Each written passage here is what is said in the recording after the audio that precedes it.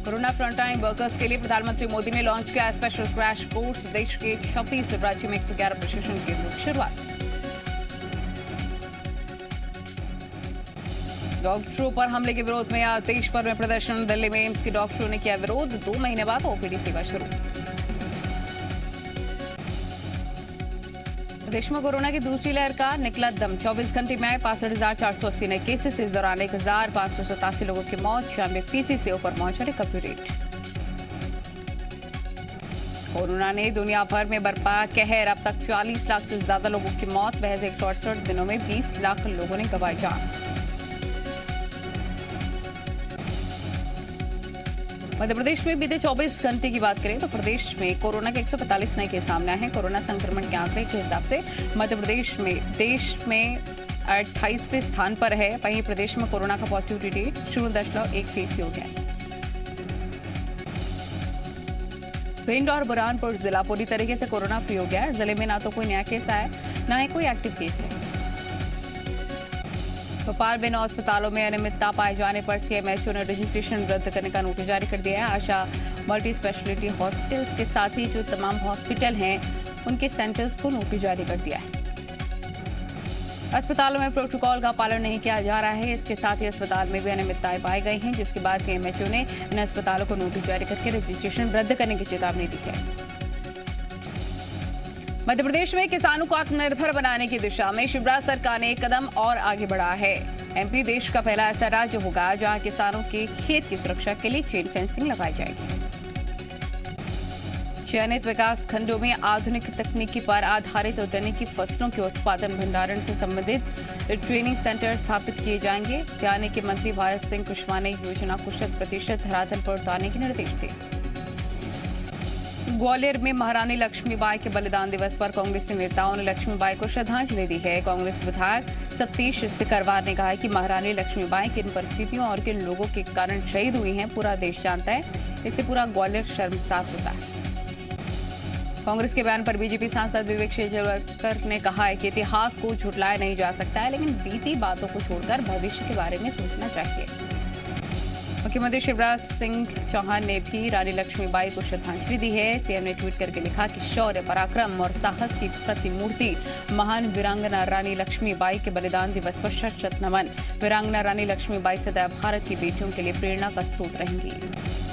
मध्य प्रदेश में बीजेपी कार्य समिति के गठन के बाद संगठन को मजबूत करने की तैयारी। संगठन महामंत्री सुहास भगत ने आज से 27 जून तक के लिए बीजेपी के कार्यक्रम की रूपरेखा तैयार की है। 20 जून को पार्टी के केंद्रीय प्रशिक्षण कार्यक्रम का शुभारंभ होगा। डॉक्टर श्यामा प्रसाद मुखर्जी के बलिदान दिवस पर 23 जून को पार्टी के झंडे बैनर लगाकर प्रत्येक बूथ पर श्रद्धांजलि अर्पित की जाएगी। इसी दिन पौधारोपण के कार्यक्रम भी शुरू होंगे जो 6 जुलाई तक चलेंगे।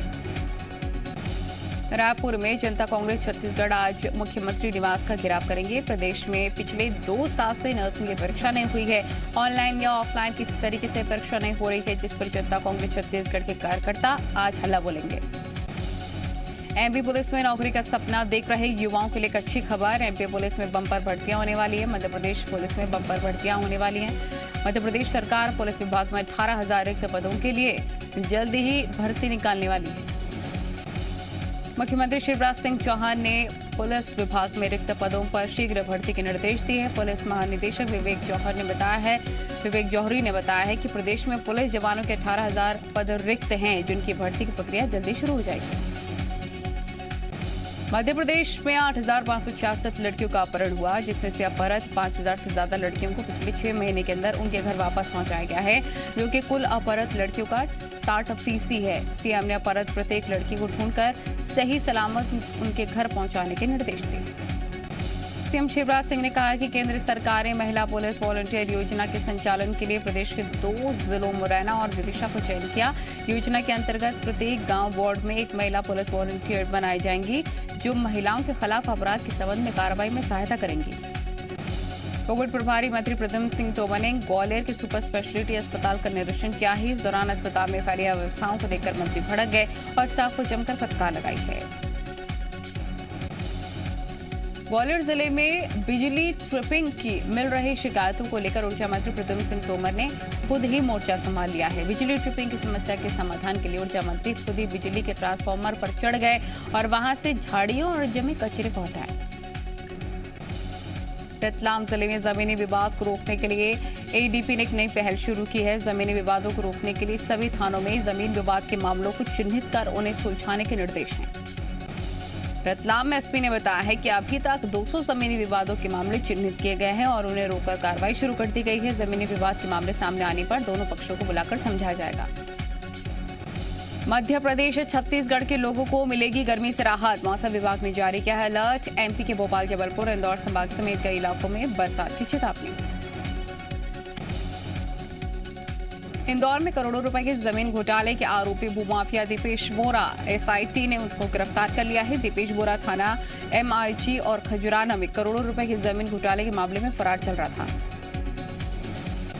आगरमालवा जिले में चिखली गांव में स्कूल का इस्तेमाल शिक्षा के लिए नहीं बल्कि गांव के बर्तन रखने के लिए किया जा रहा है। चिखली गांव के प्राथमिक स्कूल को शादी समारोह में काम में आने वाले बर्तनों को रखने का ठिकाना बना दिया गया है।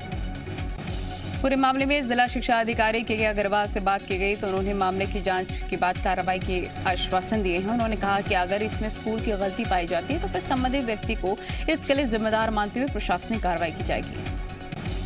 मुरैना में अवैध खनन पर की जा रही वन विभाग की कार्रवाई पर अब सत्तारूढ़ पार्टी के विधायक ही सवाल उठा रहे हैं। बीजेपी विधायक सूबेदार सिंह राजौधा ने वन मंडल डीएफओ सहित वन मंडल अधीक्षिका पर गंभीर आरोप लगाए। बीजेपी विधायक के मुताबिक अधिकारी निर्दोष लोगों पर कार्रवाई करके उन्हें छोड़ने के बज में रुपयों की डिमांड कर रहे हैं। वहीं बीजेपी विधायक के आरोपों पर अधिकारियों ने कहा कि अगर उनके पास सबूत है तो पेश करें। भोपाल के हबीबगंज जुनाकी ब्रिज पर एक कार अनियंत्रित होकर पलट गई। बताया जा रहा है कि कार रॉन्ग साइड से आ रही थी और ब्रिज के ऊपर डिवाइडर से टकराकर पलट गई, लेकिन गनीमत रही कि इस हादसे में कार सवार युवक और युवती की जान बच गई। विदिशा में सड़क हादसे में 4 लोगों की मौत हो गई। कार और बाइक के बीच टक्कर से हादसा हुआ। एक ही बाइक पर बैठकर 4 लोग कहीं जा रहे थे, तभी सामने से आ रही कार ने उन्हें टक्कर मार दी। मुरैना में शादी समारोह में हर्ष फायरिंग करना भारी पड़ गया। हर्ष फायरिंग में गोली लगने से दूल्हे के भांजे की मौके पर ही मौत हो गई। मृतक का नाम सोनू कुशवाहा है जो अभी 15 साल का था। पुलिस ने दूल्हे के दोस्त समेत 2 लोगों के खिलाफ मुकदमा दर्ज किया।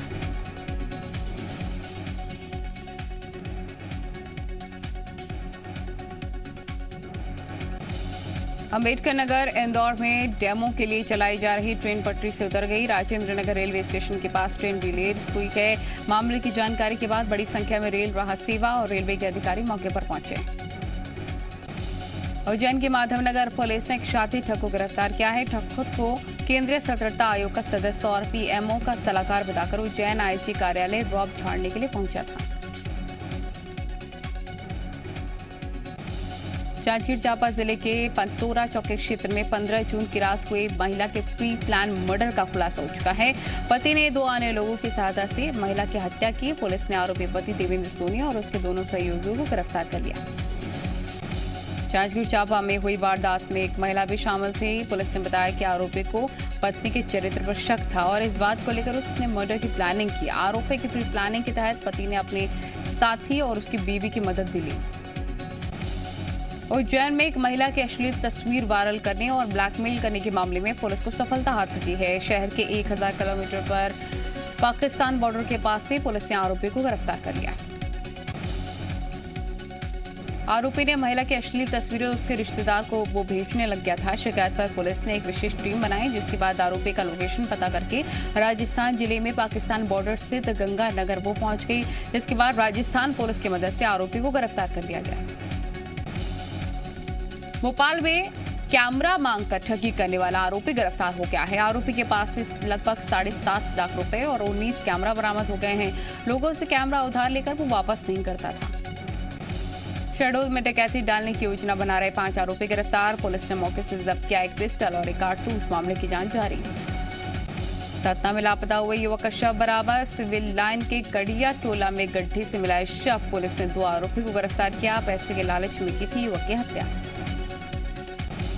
दतिया के दांतरी की नारिया मोहल्ले में बदमाशों ने शिक्षक का मोबाइल छीना। पीड़िता के मोबाइल छीनने जाने की शिकायत, पुलिस ने लूट की शिकायत दर्ज न करके मोबाइल गिरने का मामला दर्ज किया।